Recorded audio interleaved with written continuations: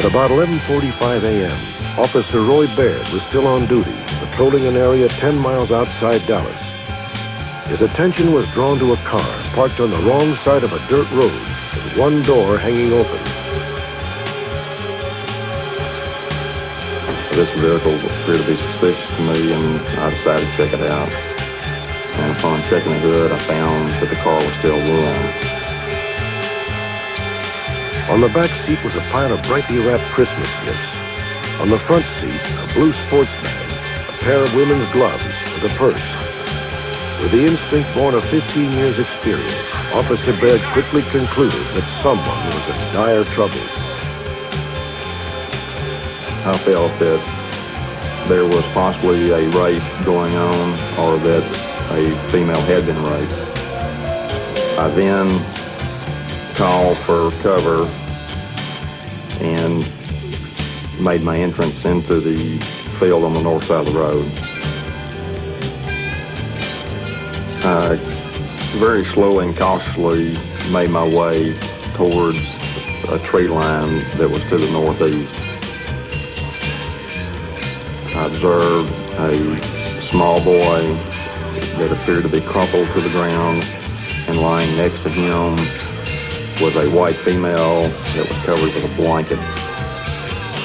I touched him and his body was still warm. I felt at that time that whoever did this was possibly still in the area. And I could not believe that someone had shot this little boy this close to Christmas.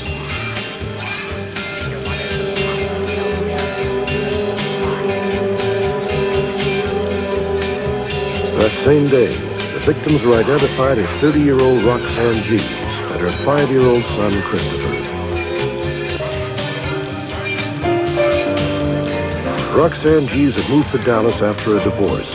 She worked for an insurance company and enjoyed country western dancing. Roxann was engaged to be remarried in June of 1982. Friends describe Roxann's son Kristopher as happy and outgoing. He had turned 5 years old on Wednesday, December 23rd, 1981, the very day he was murdered. That morning, Roxann and Kristopher planned to embark on a special Christmas trip to visit relatives in Kansas. Concerned that her car might break down on the long journey, Roxann told neighbors she planned to take along her toolbox. About 1 hour before the murders, a man authorities believe was the killer was seen by a neighbor outside Roxann's apartment complex. It was the first of many eyewitness reports that enabled investigators to piece together this appalling crime. We located a neighbor of Roxann's who left about the time that Kristopher came out the door with the red toolbox. Matter of fact, she spoke to Kristopher. In the process of going to her car, she saw the man carrying the toolbox in one hand and Kristopher by the hand as they went around the corner where she believed Roxann's car was parked. She said they looked rough, they looked nervous. She described them as not fitting in the complex. 30 minutes later, at about 11 a.m., the suspect was seen again. This time he was with Roxann and Kristopher in their car. The man's female companion was no longer with him. He was acting kind of nervous. He had his hands down between his legs. He never looked up at me. He never said anything. He just stared at the floorboard. You could tell that she was nervous, and when I looked at her, she looked me right in the eyes, and you could tell then she was nervous and something was wrong. Our little boy was in the back seat, and I thought, well, he acts like everything's all right.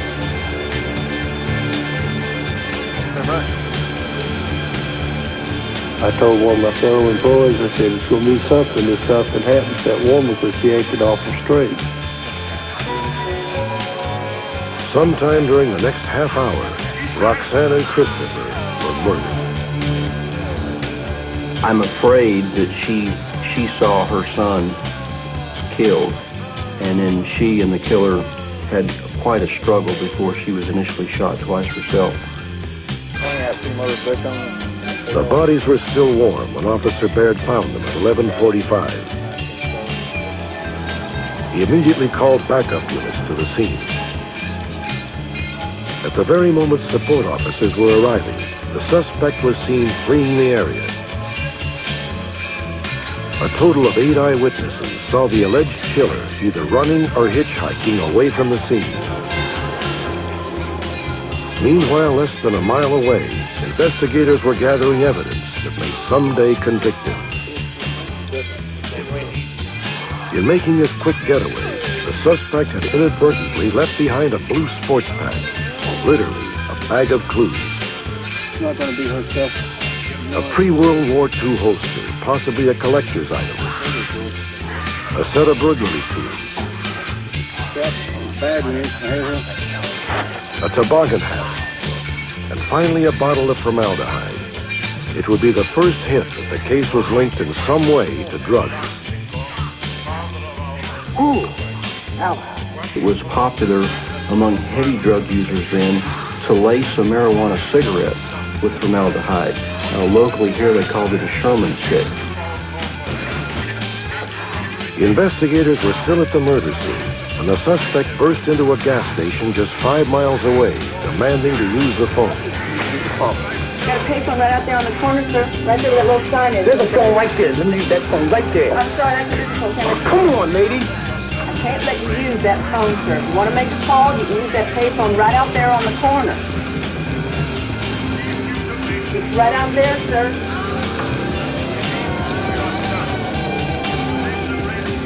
He was there at the gas station for 15 to 20 minutes. She said that he used the telephone.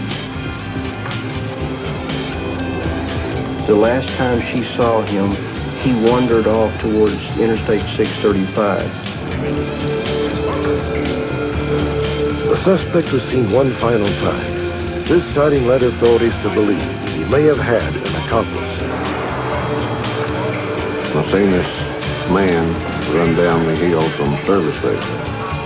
And I thought it might have been a robbery because there was a car on the side of the road slowing down, stopping to pick him up. Roy Morris described the getaway car as a green 1955 Buick. The driver was a heavy-set black male. In the wake of the murder, anonymous tips flooded police hotlines. Several callers made the same suggestion. Talk to Roxann's brother, Army Private Kurt Jeeves. Investigators learned that before joining the service in August of 1981, Kurt had stayed with Roxann and Kristopher in their Dallas apartment. When Kurt moved out to go to the Army, people have told us that Roxann was relieved. We know that he was dealing in marijuana, and at some point in time, he had a disagreement with these folks over some of their transactions with regard to this marijuana. According to Roxann's friends, late one night, a man showed up unexpectedly at her apartment. Kurt's not here. What do you mean he's not here? Kurt. Police believe that when Kurt left to join the Army, his former associates were still angry. Roxann may have found herself trapped in the middle of a bitter, drug-related dispute. Kurt owed me some money, and I'm going to find him. And I will find him. 2 years later, in 1984, Kurt Jeeves was himself murdered during an attempted drug buy. He had always angrily insisted that he had no information that might shed light on the deaths of his sister and nephew. This case occurred at Christmas time, and I'm sure that myself and all the other detectives will never forget what we saw out there that day. Whomever committed that offense doesn't need to be free in our society, and I don't intend to ever give up trying to find that person. This police drawing is based on witness descriptions of the suspect. At the time, he used the nickname G-Man. He was 5 feet 10 inches tall and weighed about 180 pounds. Today he would be about 45 years old. The woman who was seen with the suspect outside Roxann's apartment was described as Hispanic or Native American, about 5 feet 5 inches tall, with long black hair. Today she would be about 35 years old. This is some of the actual evidence left by the killer in Roxann Jeeves' car. The holsters of particular importance because of the distinct imprints of a gun. From these impressions, experts have identified the probable murder weapon as a vintage Smith & Wesson revolver, known as a 3-screw. The holster bears a faint stamped impression, reading either CO3 first or CONST. A $10,000 reward has been offered in this case. If you